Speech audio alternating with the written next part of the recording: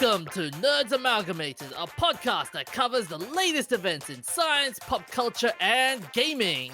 I'm the professor, aspiring game developer, sci-fi aficionado, and completely and undeniably a geek trying to take over the world.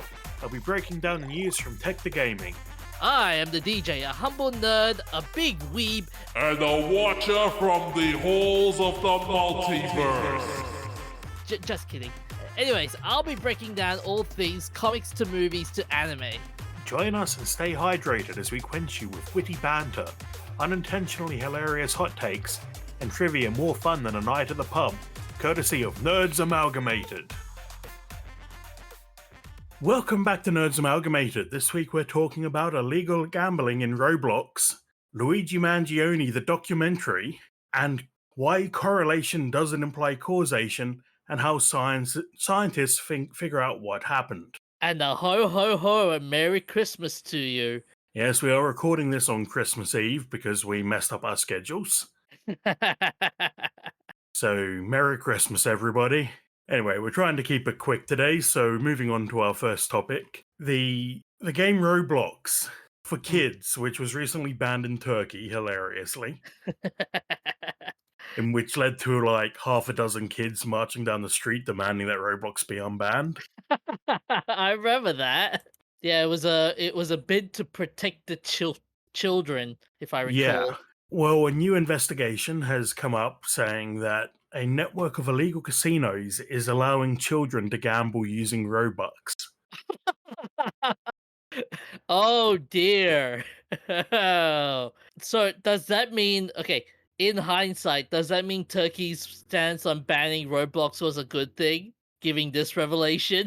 Possibly, although it's not limited to Roblox, because there's also gambling in CSGO, which is less, CS2 now. People gamble using skins for Counter-Strike, which is less targeted at children than Roblox, but is still technically a unlicensed casino. Oh, damn. In fact, there's a CoffeeZilla series that's coming out at the moment about Counter-Strike casinos, which is tons of drama about two fake casinos fighting each other. And another one came out overnight, which I haven't watched yet, for more details. So... Oh shit, he's released another one. Yeah, 2 parts so far. And they're big parts, like one part's 25 minutes, the other part's 40. Wow. So there's a lot of drama going on. But anyway, basically, these illegal casinos are letting people gamble with virtual currency like Robux or CSGO skins. Wouldn't surprise me if there's some for gambling using Fortnite V-Bucks. So these sites, to be clear, are not affiliated with Roblox. Oh, okay. I don't know whether that's a good thing or a bad thing, though. Well, it's a good thing. It means Roblox isn't outright exploiting children. But it means that some evil people have seen a way to exploit children. Yeah. And are teaching them to gamble using fake money that they can somehow then turn into real money. Because Bloxmoon, one of the Roblox casinos, claims to have taken $11.4 million since late 2022. Wow. Just curiously, these Robuxes, they can be once you win them, they can be used to exchange with real money. I'm not sure of the exact process. I've never played Roblox, but yes, there is a process by which you can turn Robux into real money by being a publisher on Roblox, basically making your own mini games. Okay. Or your own skins or anything like that. So one person that the original investigation was from Sky News. One person who was interviewed said that he began gambling at the age of 14 and gambled away 15 million Robux. What? Yeah, that's the equivalent of $190,700, which I'm assuming is US dollars. Damn. Yeah, I really hope that he wasn't spending on credit cards and stuff to get that Robux in the first place and like just earning it through gameplay. but I don't know how you could earn $200,000 worth of virtual currency through gameplay. Nuts. And a friend of his gambled away the equivalent of $250 on a single roulette spin and then threatened suicide. Oh, that's nasty, man. And that they weren't sure if he was serious about it, but they didn't want to get adults involved because they're gambling, which is illegal. It's Highly. like your parents finding out that you're underage drinking. Oh, yeah. I'm surprised these things haven't gone to the whole point of oh damn, this guy is going through a going through something terrible. Call the cops, call the ambulance, call someone. Well, they're kids, so they don't have the mature judgment, so they might not have understood how serious things were. But this is the level of exploitation that's going on in the unlicensed casino world. Instead of gambling for real money, they're tricking kids into gambling with fake money that you pay real money to get. So it is effectively gambling real money, and if it was just contained to one game, then it would be easy. Just ban your kids from playing that one game. But as the CoffeeZilla video shows, it's also Counter-Strike. It's been around for more than a decade. I can remember hearing about Counter-Strike gambling a long time ago. Yeah. And that's not the only game. So what can we do with international crime gangs exploiting children? I mean, the cops should be involved in this in terms of, because this would be under online crime, wouldn't it? I think so. And I mean, I mean, there will also be gang task force as well involved as well.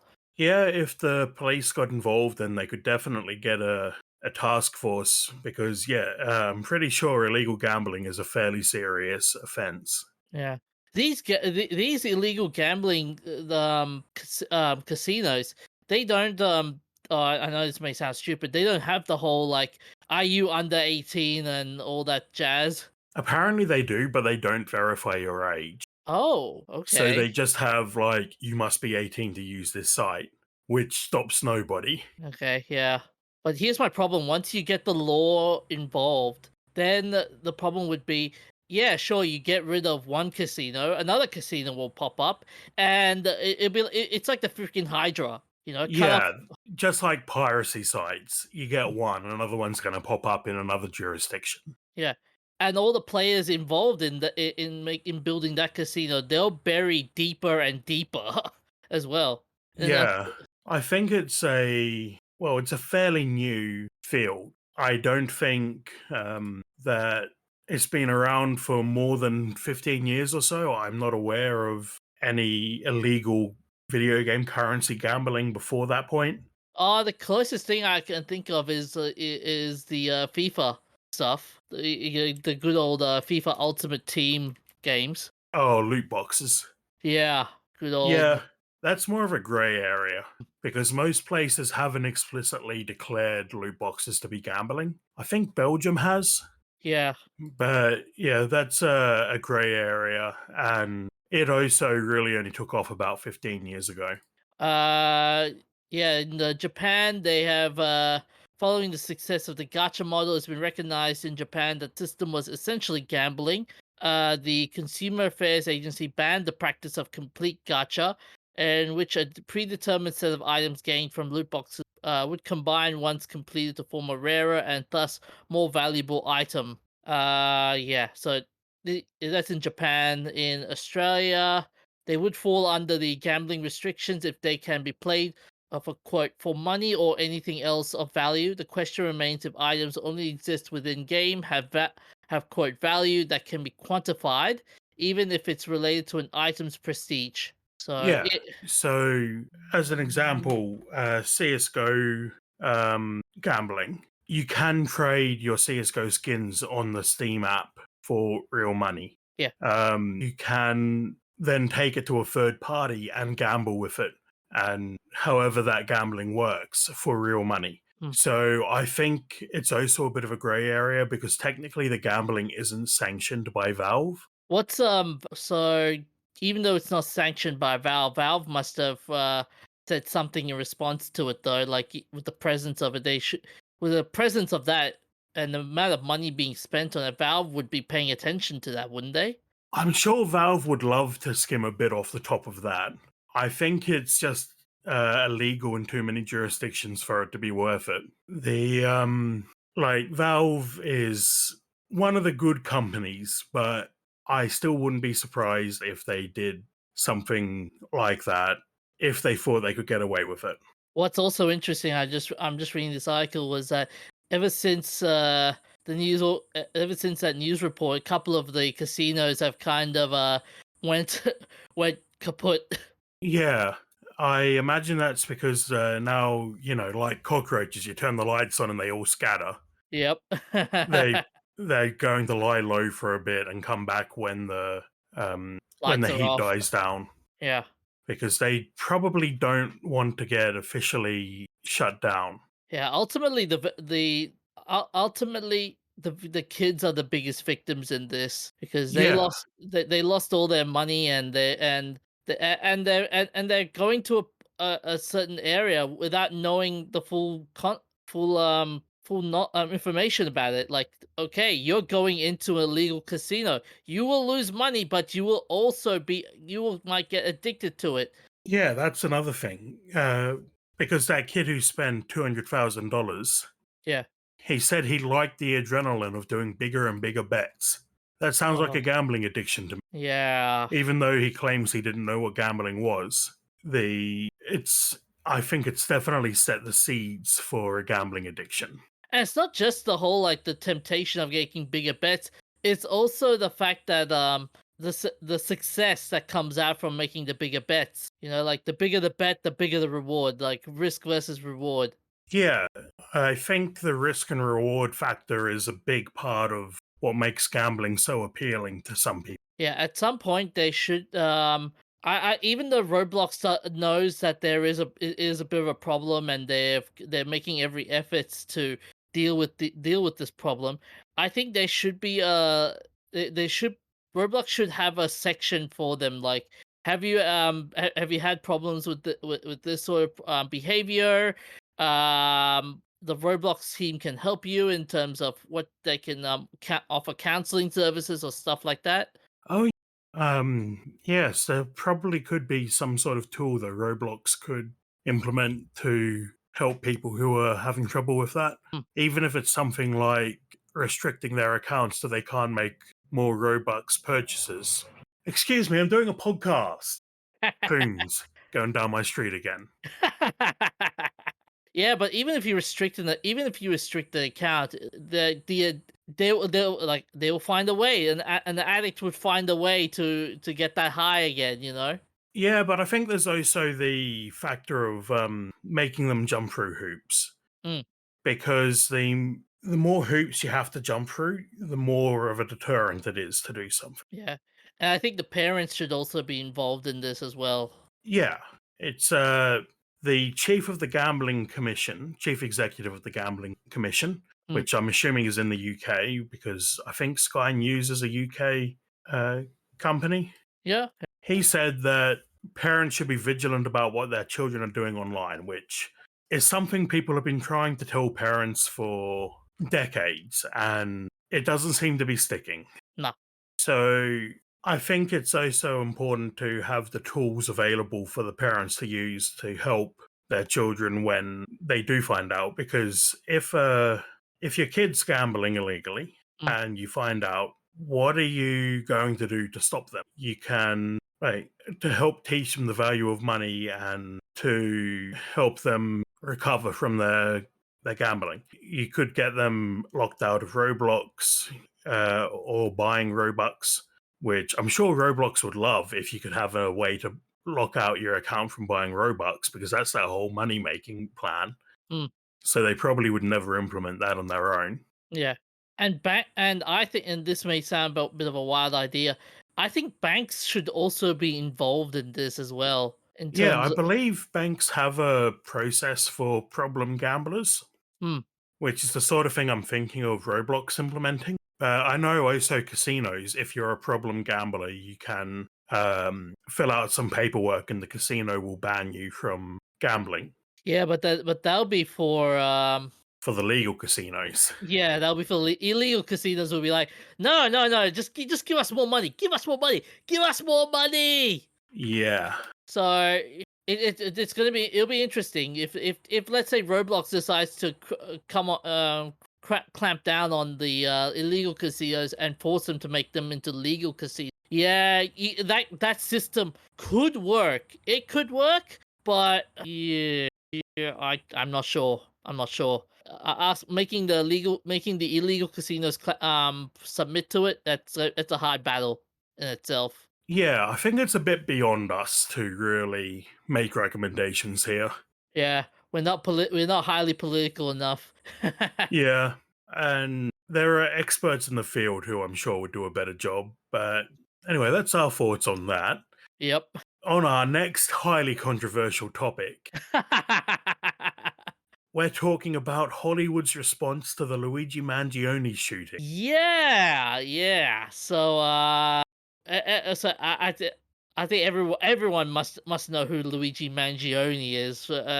And for those who have been living under a rock, Luigi Mangione is the man that killed the CEO in broad daylight with a 3D printed gun, in protest against high medical bills that Yeah, that's plaguing the health system. interesting. I was looking into the gun he used Yeah, because I wasn't aware 3D printed guns work well enough to shoot multiple times. Last time I read about them, it was like you might get one or two shots off and then they explode in your hands. yeah. And it looks like the gun he was using is. So I was reading about gunsmithing, and in places where you can get guns and make them yourself, you start with some metal parts and then you can 3D print the bits that go around it. And those last a lot longer than a fully 3D printed gun. So I think that the calling it a 3D printing gun is a bit disingenuous and probably going to be used for a part of the argument for a crackdown on 3D printers in the future. So, that being said, though, in light of his stunning and brave arrest, there have been there are now 3 documentaries that's going to be filmed about his life and what made him a very controversial figure. One documentary is by Alex Gibney, who's teaming up with anonymous content to produce a documentary about Mangione, and this documentary promises to a deep dive into Mangione's life, exploring his complex personality and the events that brought him notoriety. Gibney's involvement signals a commitment to a nuanced and investigative storytelling approach. And then there's another documentary in the works. This is from the producer of Amanda Knox, the documentary. And this documentary aims to present a different perspective, like emphasizing Mangione's legal battles, media portrayal, and the broader societal impact of his actions. The competition, which the competition is going to be doing, and I just found out just recently, 50 Cent wants to also do a documentary of him. 50 Cent of all people. So, 50 Cent plans to delve into Mangione's criminal undertakings while also shedding the light of his personal charisma, with the rapper commenting, "I kind of like this killer," hints at a provocative exploration of the subject. So, the funny thing with 50 Cent, he's doing a documentary about P Diddy as well. Well, he knows how to pick them. Oh yeah, and he's also doing a documentary about Drake as well. So I think he's found his calling. Yeah, my big concern about making documentaries about Luigi so soon Hmm, and 50 and sorry, P. Diddy and who was the other one? Drake. Drake. Yeah. So I think it's aside from them being still very relevant figures, I think it's a bit of a risky move Hmm. to announce that you're making a documentary about them right away before the court cases and before, while they're still alive. Because how do I put this? I think it's called the copycat effect. Basically, there's an effect where, depending on how the news reports on an event, particularly an event like a suicide or a mass shooting, Mm, it can lead to copycats where people will be pushed to commit suicide or commit a mass shooting in the same manner as somebody who was widely reported on in the news. yeah, And it's so well established that that's a thing that happens that most newspapers won't report on suicides directly. You can usually tell because they'll end the article with if you or somebody else is having bad thoughts, have a call a lifeline or whatever. yeah, And that's sort of the tell that the article's about a suicide. It'll just be like, this person found dead. And then if you're feeling depressed, call Lifeline. And that's because people will copy what gets reported in the news. yeah. And we've already seen that happen. I think there was a guy that stabbed the CEO as well. In the wake of it, in the at work, if I recall. And that was another health services CEO as well. Yeah, so that's possibly a copycat. It could also possibly just be something else. We don't have all the information yet. But there are times when it's better not to make a big deal out of something like this. What's interesting to me, you're right about making a big deal about it because we've been seeing a lot of other shows that have been coming out like Dharma, and how people have and people have been watching that Netflix drama and how it was a big thing. Then there was the OJ series as well. There was even a Donald Trump as well, if I recall. Yeah, that's a fairly new one, isn't it? They called it The Apprentice or something. Yeah. And it's not actually the show The Apprentice, it's a sort of documentary series based on Donald Trump's life. Yeah. And then there was also the Menendez brothers as well. Yeah, but you mentioned Dharma. That Yeah. reminds me of there were so many people idolizing him when that came out. Oh yeah. Yeah. And speaking of the copycat effect in Netflix, their show 13 Reasons Why Yeah. got a lot of flack because it's a show about a suicide. And the person, I haven't watched it myself, but from what I understand, the person commits suicide and leaves behind tapes that have the 13 reasons why on. And that is they brought in, apparently they brought in experts in the field to be like, how can we make this in a sensitive way? And then basically threw that all out. And a lot of experts. Man, I'm having trouble with my words today. it's A only lot it's of sorry. it's only Christmas. Yeah, I haven't even started drinking yet. Anyway, a lot of experts were They were denouncing 13 Reasons Why because of the copycat effect. Yeah, yeah. That's interesting. That is interesting. That's the copycat effect because that it's going to be interesting seeing how many people are going to be watching those documentaries and going, this is this has some very insightful messages in those documentaries. Like, Yeah, and the other question, the other question is going to be like, how are these filmmakers going to plan to address the ethical concerns of portraying Mangione? yeah, he's obviously a controversial figure. Whether Mm, you support him for taking a stand against the American medical system, or if you don't because you think murder's wrong in no matter what, it also really feels like a they're jumping on it because it's so controversial, mm. and they know people are going to watch it because it's controversial and argue about it. Yeah, So to me, it also feels a bit exploitative. yeah. I mean, you're right. It will have a big impact, even though it's exploitative. Yeah.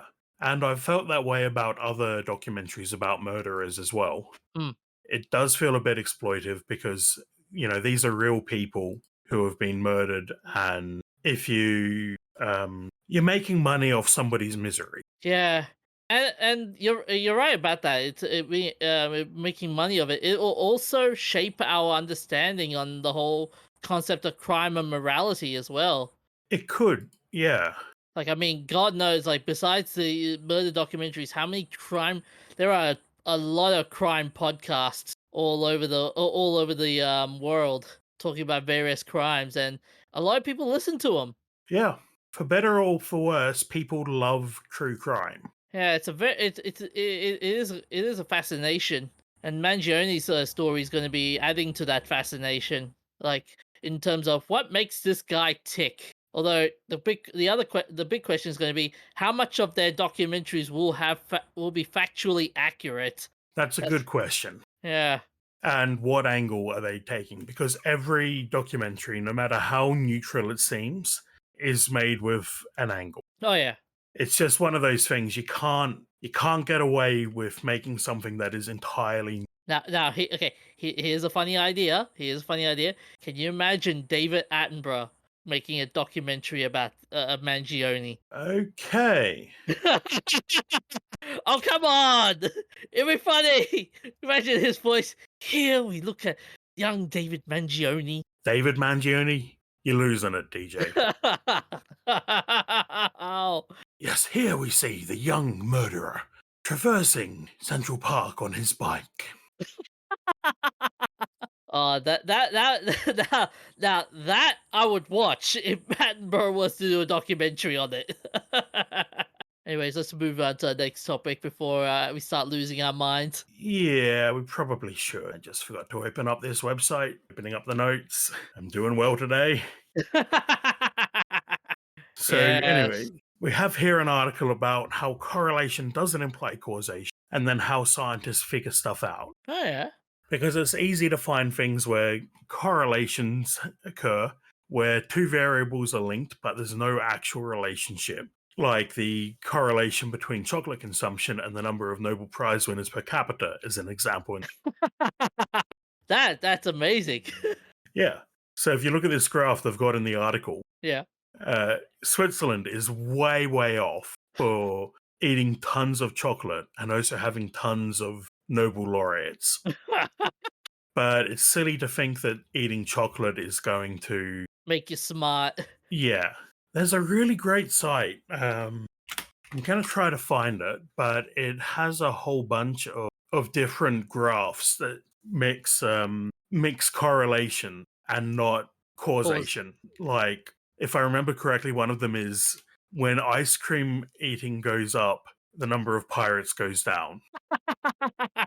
what? Or is it? Oh, I just googled that, and it's um, suggested murder. So maybe I'm thinking of murders. Okay, so random graphs I find when I'm trying to Google this. Yeah. Ice cream sales and polio cases follow a very similar trend. Ice cream and shark attacks follow a very similar trend, but that's probably a case where causation is that it's hot, so you eat ice cream and go to the beach. Yeah, makes sense. Yeah. Same for ice cream and drowning. Here's a weird one: iPhone sales and people falling down the stairs and dying. Oh, ouch. Yeah, there was a great website that collated all these, and I just can't find it right now. So, We'll put it in the show notes. yeah, we'll try to find it and put it in the show notes. Yeah. So, anyway, this article goes on to point out that in chemistry and physics, you can create an experiment that are really heavily controlled, isolate specific variables, and figure out how X affects Y. But with biology, it's much more complicated. Yeah, there are too many variables in the biological environment. Yeah. And then if you're looking at something like cancer rates, you've got to follow people for their whole life. So, your work will take you decades. So they use what they call indirect evidence and inductive reasoning to figure out a generalization that can be tested. So the example they give is that if lung cancer rates have gone up and smoking rates have gone up, smoking could be contributing to lung cancer. And that's the observation that you make to then test. Okay, that makes sense. Yeah, makes sense. Yep. So then they go on to describe the types of indirect evidence that you can have. And the core one is temporality. Your cause must occur before the outcome for there to be a causal relationship. So, like the other example, the ice cream and shark attacks. If you wanted to draw a link between them, you must eat the ice cream before being eaten by a shark. Which would make no sense because if you think about it, like, isn't there a rule in swimming you can't eat before going? You shouldn't eat before going to the going for a swim or Yeah, something. that's theoretically it's because you might get a cramp and that will cause you to drown. Practically, I've read that it's more likely because people who eat and then jump in the pool are more likely to vomit in the pool and then you have to clean it. Ugh, okay, yeah. But then there's the confounding factor that a long time can pass between the exposure and the consequence.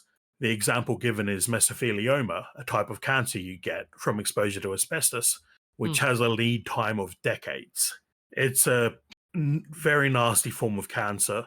Once you get it, you only have months to live, but the exposure to asbestos that causes it can happen decades before you actually get mesothelioma. And then there's the ones where exposure and the outcome aren't clearly delineated by time. So the example given is, do sleep disorders lead to depression, or is disordered sleep a symptom of depression? Huh. Okay. Then there's the second point of indirect evidence is the strength of association. So if one thing happening means another thing is likely to occur, that's good evidence. So the example, high consumption of alcohol associated with liver damage.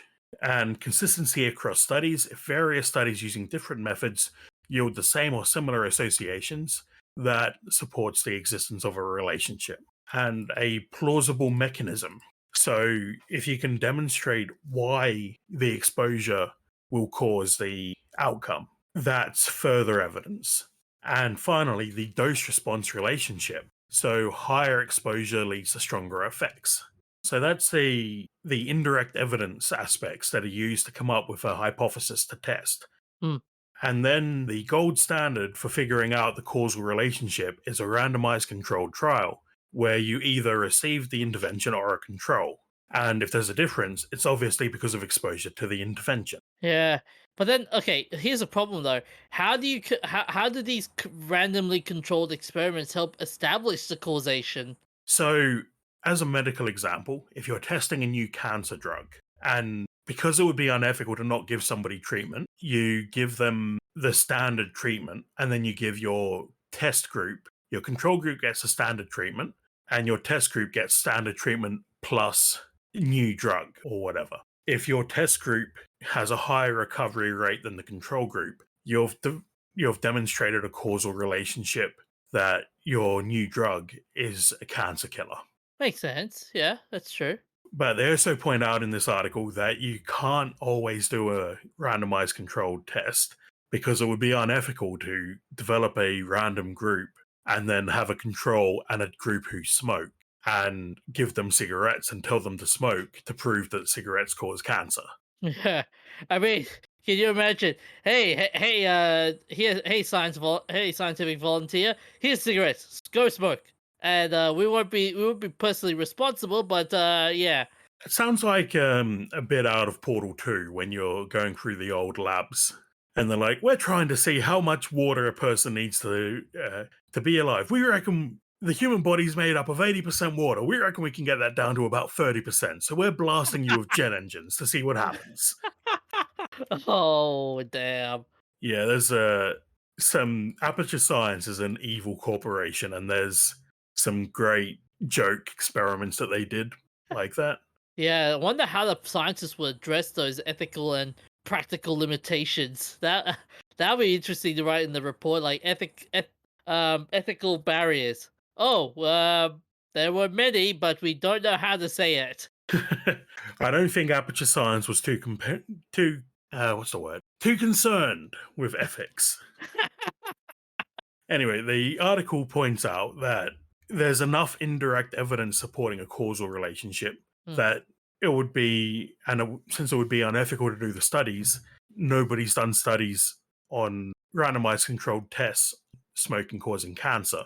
But we know that it is going to cause cancer because there's enough other evidence. And they also finally, they point out that it's easy to assume causality works in a simple way, flipping a switch to turn on a light, But with health, it's more complicated and involves multiple factors. So your lifestyle, your genes, and your environmental factors can interact to determine whether you develop a disease. You've probably heard of people who are like, I've smoked a pack a day every day since I was 15 and now I'm 90. Yeah, yeah, we've seen those types of people before. Yeah, Yeah. yeah. And that's great for them that they managed to live to be 90. But that's also only a single data point. And there are a lot of people who died horribly of cancer before they got a chance to be 90 because they smoked. Yeah, that's going to be interesting. And when you give it to the layperson, how are they going to critically evaluate whether a claim about causation is valid? That's why I think there's two important steps here. Mm, There's listening to experts. Like, we're obviously not experts, so if we're telling you about a magic bullet for cancer, don't trust us. But there's also meta analysis studies. So, if you want to, you can go on to a scholar website and track down a study that will support basically anything. If you find a meta analysis that tracks down a dozen studies and they all say the same thing, that is a much stronger indication than a single study. Like, you isn't might it? remember the hydroxychloroquine study that came out in March 2020 claiming hydroxychloroquine would cure COVID. Yeah. That was a single study. It claimed a thing and has now been retracted. It took them 4 years to retract because these things move slowly. But the big red flags there was that it came out in March 2020. So before we even really knew that much about COVID. And also, it was only a single study. There was no meta analysis supporting hydroxychloroquine when they went back to test it again. Okay. Although, okay, with the whole trusting the experts part, I can agree with you in the whole trusting experts. But that being said, like, would you trust the right expert? I mean, a lot of people, you know, how people will go like, "Oh yes, I'm an expert in this sort of field," but then I'm being paid by the company to say that. Yeah.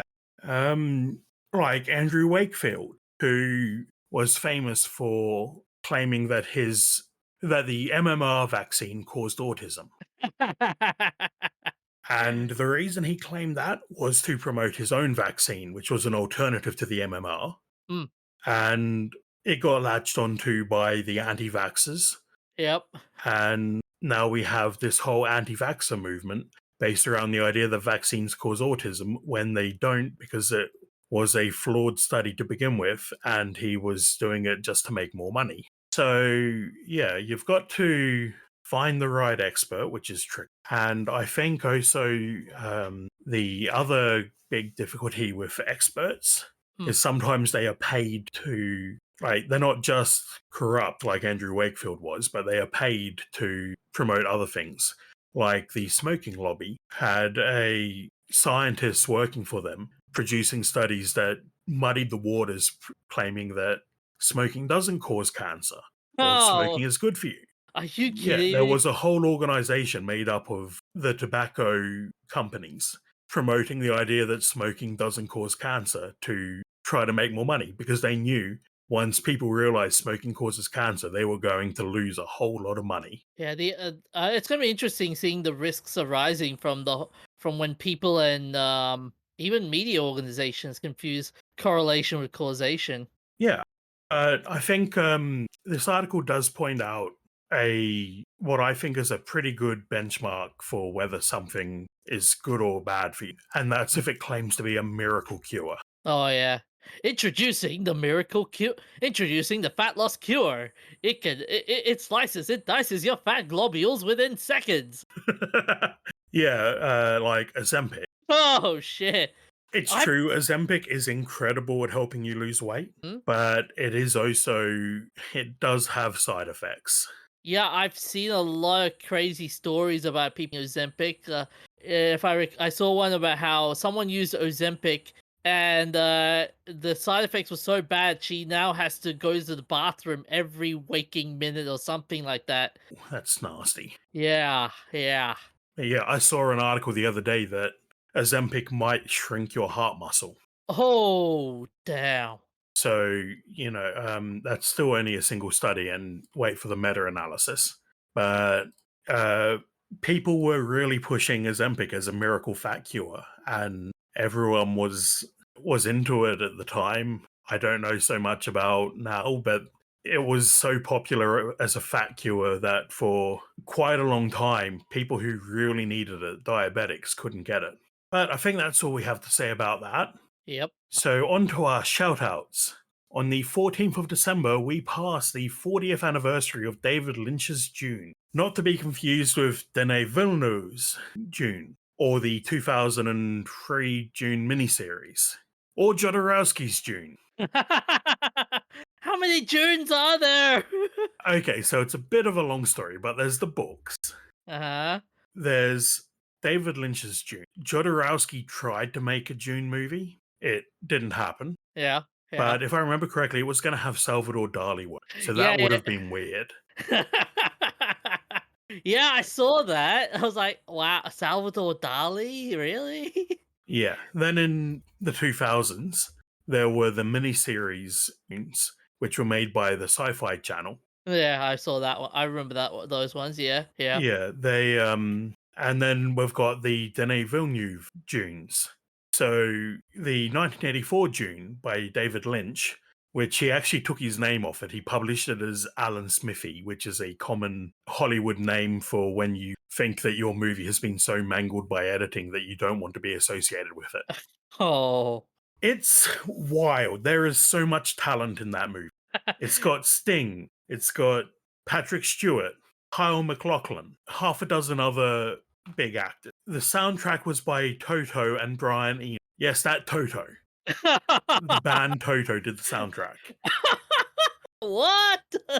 And it is an epic soundtrack. Alright, alright. So it's basically the Dune story. There's the planet Arrakis, which is the only place in the universe you can get spice, which is essential for space travel. The fiefdom of Dune is given to the Atreides family, who are then betrayed by the Emperor and the House Harkonnen, who kill off most of the Atreides, except for Paul Atreides, who escapes and joins the Fremen, the natives of Dune, to become their messiah and then overthrow the Emperor. Yeah, yeah, yeah. And I've seen this in the form of a 3 hour or longer special edition. I think it was called the TV special edition. Basically, this movie was so cut down and butchered that in cinemas they gave out brochures that would explain what was going on. Oh, damn. But the imagery, look, I recommend watching the Villeneuve Dunes for the story, Yeah. and the 1984 Dune for the imagery. Because most of the imagery is spot on, except for the ornithopters, which are explicitly supposed to have flapping wings, and instead are a box with little triangles sticking out of it that don't flap. And a couple of other things that really bug me about it. Fair, It's fair. like, did you read the book? Yeah, I'm seeing the cast list by the way for the Jean-Paul Gibbon Jodorowsky. They wanted to have Mick Jagger as a Fayed, Mick Jagger, and David Carradine as Leto Atreides. Yeah. But this version of June, I've seen. Yeah, some of the stuff were hilarious. Like Patrick Stewart hated it as well, if I recall. Even though he has the best scene where he runs into battle carrying a pug. Yeah, even Lynch hated hated the casting. He was like, "Oh, you're not the guy that I wanted." Yeah, so I mean, I watched it because I'm obsessed with. But the beginning of the theatrical cut Hmm. has a multi-minute long monologue of Virginia Madsen, who plays the Princess Irulan, staring at the camera and just saying, "The year is 10,191. The planet Arrakis, blah blah blah." Oh, I forgot to tell you. Some of the dialogue choices in this movie are ridiculous. And then the special edition, the 3 hour long one, Yeah. adds in a slideshow at the beginning to explain what's going on. That sounds so weird. Yeah. Although I'm kind of disappointed that we got the David Lynch version and not the Ridley Scott and H.R. Geiger version. Ridley Scott in a June movie. That I Okay, which version though? Good Ridley Scott or currently awful Ridley Scott? Well, it was the early 80s, so, Good Ridley um, Scott, yeah. well, yeah, good Ridley Scott. So, some fun facts about this movie, apart from what I've just covered. Mm. The guild members wore body bags that were found in a disused fire station. The bags had been previously used, which was kept from the cast members until after shooting was completed.